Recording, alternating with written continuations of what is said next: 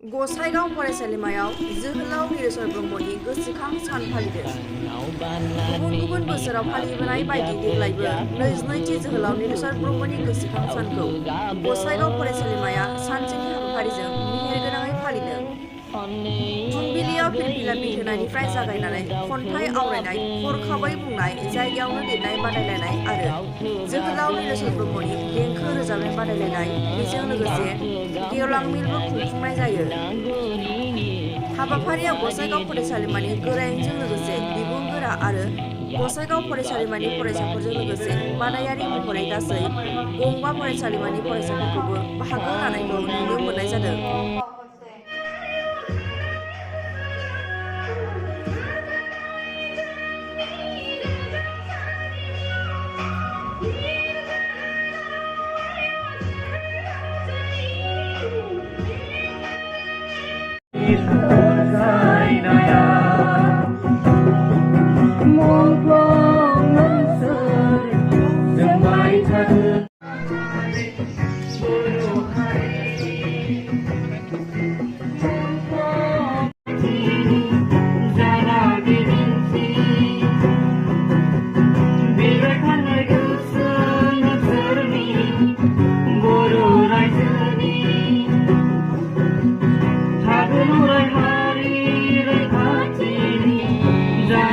गसाइगाव फरायसालिमाया सानसेनि हाबाफारिनि गेजेरजों जे नीलेश्वर ब्रह्मनि गोसोखां सान फालिनो लादों, जा बियो जोंनि गेजेराव खुब मोजां जादों। जोङो बोसोरे बोसोरे पालन खालामबाय थानाय जायोमोन, नाथाय कर'ना भाइरासनि थाखायनो जोङो बेखौ द्रप दोनबोदों। बियो दिनै 22थि खेबनि बेयो हाबाफारि नीलेश्वर ब्रह्म गोसोखां सान फालिनाय, बेखौ जोङो फालिदों। बे हाबाफारिया जाहैबाय फुंनिफ्रायनो फिरफिला बिरहोनानै फैयै फैयै जोङो खन्थाइ आवरायनाय, लोगोसे स्पट राइटिं खालामनाय, लोगोसे जोङो एक्सटेम्पर स्पिच, लोगोसे जोङो नीलेश्वर देंखो बादायलायनाय बे हाबाफारिखौ लादों। दा बिनि गेजेराव जोङो फैयै फैनानै दा गेवलां मेल जागोन। उद्देश्यआ जोंना नीलेश्वर ब्रह्म जे जोहोलावा जे बे बुहुमनिफ्राय गैलिया, नाथाय बिथाङा बर' हारिनि थाखाय माखासे मेथाइ देंखो सुजुलांनानै बर' हारिखौ बे देंखोनि गेजेरजों जे राव, हारिमु, थुनलाइ बेखौ माखासे फोनांजाबनानै जोंखौ गोसोखांहोबाय थायो। बिनि थाखायनो जोङो बिथांखौ बे उद्देश्ययैनो बे गसाइगाव फरायसालिमायाव बेखौ फालिबाय थानाय जायो।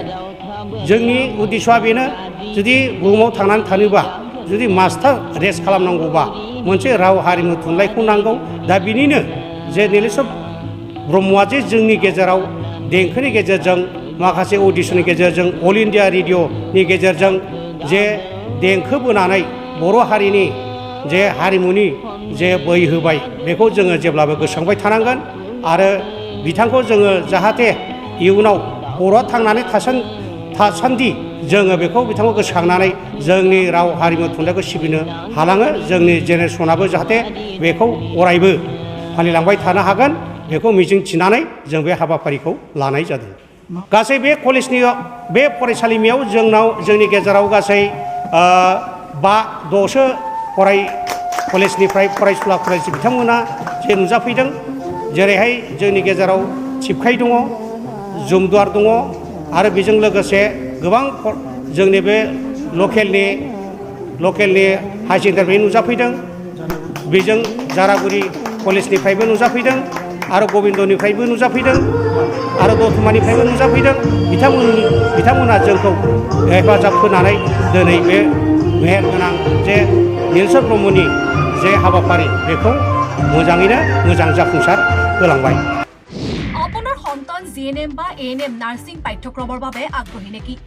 দৰিদ্ৰ সীমাৰেখা তলৰ মেধাৱী ছাত্ৰীসকলৰ বাবে সুখবৰ আনিছে কোকৰাঝাৰ ছেম কলেজ অফ নাৰ্ছিঙে। 2 আৰু 3 বছৰীয়া নাৰ্ছিং পাঠ্যক্ৰমৰ বাবে আগবঢ়াইছে 50% ৰেহাই। এই সুবিধা লাভ কৰিবলৈ শীঘ্ৰেই যোগাযোগ কৰক 9854550697 আৰু 9854300175 নম্বৰত। যোগাযোগৰ অন্তিম তাৰিখ 5 মাৰ্চ 2022।